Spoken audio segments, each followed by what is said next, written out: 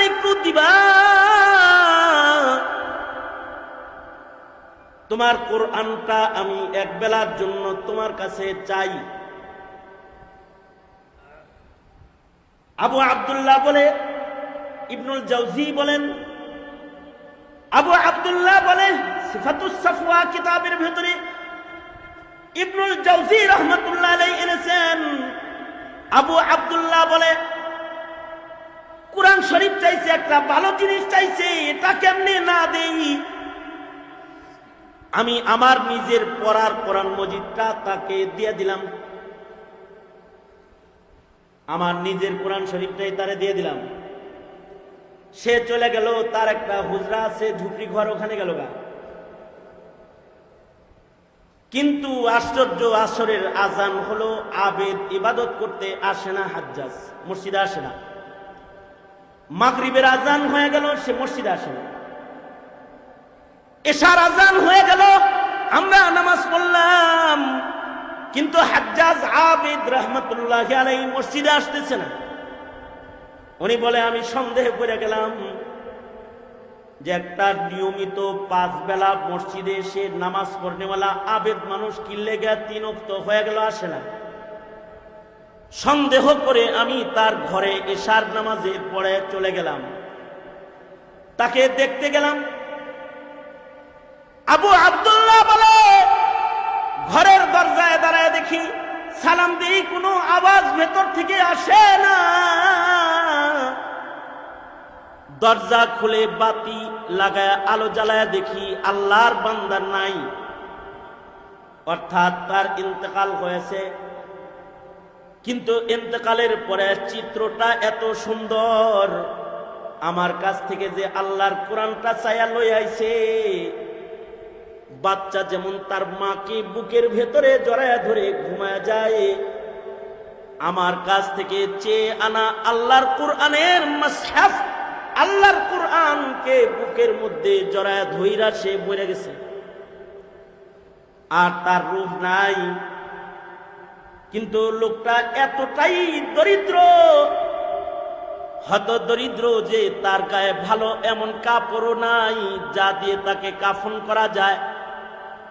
রাতের গভীরে মানুষ কোথায় পাবো আমি? একা একা গোসল কেমনে দিব? একটা চৌপায়া হাজির করে চৌপায়াটা নিয়ে তার গোসলের ইন্তজাম করতে তাকে ঘরের কোণে রাখলাম। সকালবেলায় ইন্তজাম হবে গোসলের আর দাফনের। ফজরের নামাজে মানুষ আসলে সবাইরে নিয়ে বুজুর করে দাফন করব। মনে মনে ভাবতাছি আমার গায়ের চাদরগুলা তার কাফন হিসাবে দিয়ে দিব। কিন্তু তার লাশের পাশে কাছাকাছি আমি বসেছিলাম, হঠাৎ করে একটা আওয়াজ হলো। দেখলাম তার লাশের নিকটবর্তী একটা ভালো জায়গার উপরে ধবধবে 2টি ইহরামের চাদরকে যেন ছেড়ে দিয়ে গেল। চাদর 2টা চমকাইতেছে আর তার থেকে খুশবু বাইর হইতেছে। ইবনুল জাওজি বলেন তার থেকে খুশবু বাইর হইতেছে। আবু আব্দুল্লাহ বলে খুশবু বাইর হইতেছে, দেখে বোঝা যায় এটা জান্নাত থেকে আল্লাহর দেয়া তোহফা কিছু হবে। ভাবলাম কাফন তো হয়ে গেল, আল্লাহর বান্দারে আল্লাহ কাফন কুদরতি ভাবে দিয়ে দিল, আমার কাপড় আর তাকে দিতে হবে না। ফজরের নামাজে দাঁড়ায় গেলাম মসজিদে। আবু আব্দুল্লাহ বলে আমি যখন মসজিদে নামাজ পড়াইতেছি, নামাজের পরেই বুজুর্গ গোসল দিব, তাকে দাফন করব। আশ্চর্য, নামাজ শেষ করলাম, নামাজ শেষ করে পেছনের দিকে তাকায় দেখি অন্যান্য দিন যে পরিমাণ মানুষ ফজরের নামাজে হয় অতটুকুন মানুষ না, বহু মানুষ আজকে ফজরের নামাজে আমার পেছনে হাজির হয়েছে। আশ্চর্য বিষয় হলো জমানার 4 জন বড় বুজুর্গ দেখি। আবু আব্দুল্লাহ বলে দেখি 4 জন ওলি আমার পেছনে নামাজ পড়তেছে। তার ভেতরে একজন হলো মালিক ইবনে দিনার রহমাতুল্লাহি আলাইহি, আর একজন হলো সালেহ বুনানি রহমাতুল্লাহি আলাইহি, হাবিবে ফারসি রহমাতুল্লাহি আলাইহি। এরকম আরো এক বুজুর্গ সহকারে মুররি রহমাতুল্লাহি আলাইহি, চায়ের বড় বুজুর্গ আমার পেছনে নামাজ পড়তেছে। আমি তাদেরকে বললাম, আপনারা কোত্থেকে আইলেন, কি জন্য আইলেন? দেখলাম নামাজ পড়তেছে এবং তাদের সবার হাতে এক সেট করে কাফনের কাপড় আছে। জিজ্ঞাসা করলাম, আপনারা কেন আসছেন? আজকে যখন ঘুমাইছিলাম মাঝরাতে স্বপ্নে দেখি আল্লাহর পক্ষ থেকে এলান হচ্ছে, আমার একটা পেয়ারা হাজ্জাজ আবেদ, যাকে আমরাও চিনি, সে ইন্তেকাল করেছে তোমার মহল্লায়। ফজরের পরে তার গোসলের জিম্মা আমাদের, কাফন দেওয়ার জিম্মা আমাদের, তাই আইছি। ইবনুল জাওজি রহমতুল্লাহ আলাইহি উনি বর্ণনা করেছেন যে ওনার যুগে এক বুজুর্গ ছিল, বুজুর্গের নাম ছিল আবু আব্দুল্লাহ রহমতুল্লাহ আলাইহি, মসজিদের ইমাম সাহেব ছিল। ওই এলাকায় এই আবু আব্দুল্লাহর মহল্লায় আবু আব্দুল্লাহ বর্ণনা করেন যে উনার মহল্লায় এক আবেদের আগমন হলো। আবেদ কিন্তু আলেম হওয়া জরুরি না, আপনারা সবাই কি মৌলবী নাকি? কিন্তু যদি আপনি আবেদ হন তাহলে আপনার পাওয়ার বাড়তে পারে। ওই এলাকায় এক আবেদ ছিল, আবেদের নাম শেখ হাজ্জাজ আবেদ রহমতুল্লাহ আলাইহি। সাধারণ দারিদ্র একজন মানুষ ছিল, দরিদ্র মানুষ, কিন্তু ইবাদত বন্দেগী এত বেশি করত যে তাকে ওলি বুজুর্গরাও চিনত। কারণ রতনে রতন চিনে, চোরে চিনে, কি রতনে রতন চিনে, চোরে চিনে চোর। লোকটা আবেদ হিসাবে, লোকটা তো বুজুর্গ, একে বুজুর্গরাও চিনত। এই হাজ্জাজ আবেদ আবু আব্দুল্লাহ রহমতুল্লাহ আলাইহি মসজিদের দরজায় এসে দাঁড়াইছে। দাঁড়ায় বলে কি, এই আবু আব্দুল্লাহ, তোমার কোরআন মজিদটা কি আমার একটু দিবা? তোমার কোরআনটা আমি এক বেলার জন্য তোমার কাছে চাই। আবু আব্দুল্লাহ বলে, ইবনুল জাওজি বলেন, আবু আব্দুল্লাহ বলে সিফাতুস সাফওয়া কিতাবের ভেতরে ইবনুল জাওজি রহমাতুল্লাহ আলাইহি এনেছেন। আবু আব্দুল্লাহ বলে, কোরআন শরীফ চাইছে, একটা ভালো জিনিস চাইছে, এটা কেমনে না দেই? আমি আমার নিজের পড়ার কোরআন মজিদটা তাকে দিয়ে দিলাম, আমার নিজের কোরআন শরীফটাই তারে দিয়ে দিলাম। সে চলে গেল, তার একটা হুজরা আছে, ঝুপড়ি ঘর, ওখানে গেল গা। কিন্তু আশ্চর্য, আসরের আজান হলো, আবেদ ইবাদত করতে আসে না, হাজ্জাজ মসজিদে আসে না। মাগরিবের আজান হয়ে গেল, সে মসজিদে আসে না। এশার আজান হয়ে গেল, আমরা নামাজ পড়লাম, কিন্তু হাজ্জাজ আবেদ রহমতুল্লাহ আলাইহি মসজিদে আসতেছে না। উনি বলে, আমি সন্দেহ করে গেলাম যে একটা নিয়মিত 5 বেলা মসজিদে এসে নামাজ পড়নেওয়ালা আবেদ মানুষ কি লেগে 3 ওয়াক্ত হয়ে গেল আসে না। সন্দেহ করে আমি তার ঘরে এশার নামাজের পরে চলে গেলাম, তাকে দেখতে গেলাম। আবু আব্দুল্লাহ বলে, ঘরের দরজায় দাঁড়ায় দেখি, সালাম দিই, কোনো আওয়াজ ভেতর থেকে আসে না। দরজা খুলে বাতি লাগায় আলো জ্বালায় দেখি আল্লাহর বান্দা নাই, অর্থাৎ তার ইন্তেকাল হয়েছে। কিন্তু ইন্তেকালের পরে চিত্রটা এত সুন্দর, আমার কাছ থেকে যে আল্লাহর কোরআনটা চাইয়া লই আইছে, বাচ্চা যেমন তার মাকে বুকের ভেতরে জড়ায় ধরে ঘুমায় যায়, আমার কাছ থেকে চেয়ে আনা আল্লাহর কোরআনের মাসহাফ, আল্লাহর কোরআনকে বুকের মধ্যে জড়ায় ধইরা সে মরে গেছে, আর তার রূহ নাই।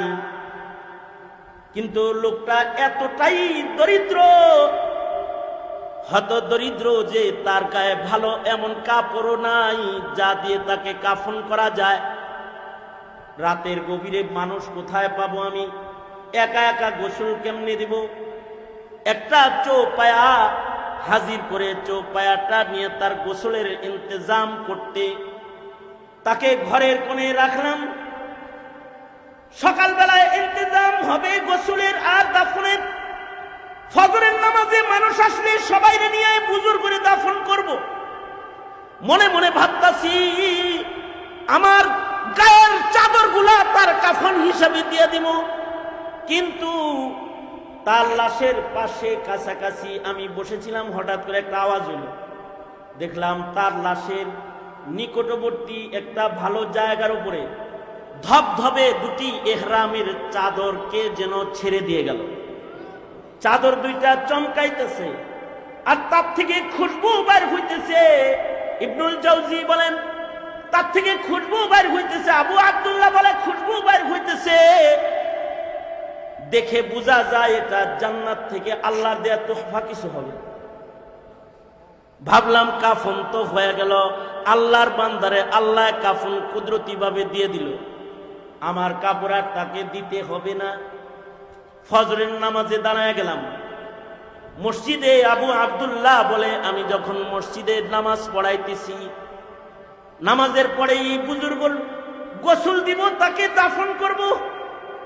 আশ্চর্য, নামাজ শেষ করলাম, নামাজ শেষ করে পেছনের দিকে তাকায় দেখি অন্যান্য দিন যে পরিমাণ মানুষ ফজরের নামাজে হয় অতটুকুন মানুষ না, বহু মানুষ আজকে ফজরের নামাজে আমার পেছনে হাজির হয়েছে।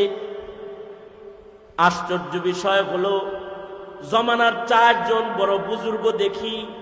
আবু আব্দুল্লাহ বলে দেখি 4 জন ওলি আমার পেছনে নামাজ পড়তেছে। তার ভেতরে একজন হলো মালিক ইবনে দিনার রহমাতুল্লাহ আলাইহি, আর একজন হলো সালেহ বুনানি রহমাতুল্লাহ আলাইহি, হাবিবে ফারসি রহমাতুল্লাহ আলাইহি।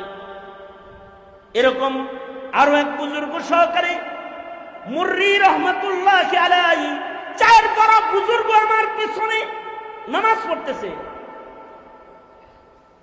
আমি তাদেরকে বললাম আপনারা কোত্থেকে আইলেন, কি জন্য আইলেন? দেখলাম নামাজ পড়তেছে এবং তাদের সবার হাতে এক সেট করে কাফনের কাপড় আছে। জিজ্ঞাসা করলাম আপনারা কেন আসছেন? আজকে যখন ঘুমাইছিলাম মাঝরাতে স্বপ্নে দেখি আল্লাহর পক্ষ থেকে এলান হচ্ছে, আমার একটা পেয়ারা হাজ্জাজ আবেদ যাকে আমরাও চিনি, সে ইন্তেকাল করেছে তোমার মহল্লায়। ফজরের পরে তার গোসলের জিম্মা আমাদের, কাফন দেওয়ার জিম্মা আমাদের, তাই আইছি। মালিক ইবনে দিনার কিন্তু সাধারণ মানুষ না।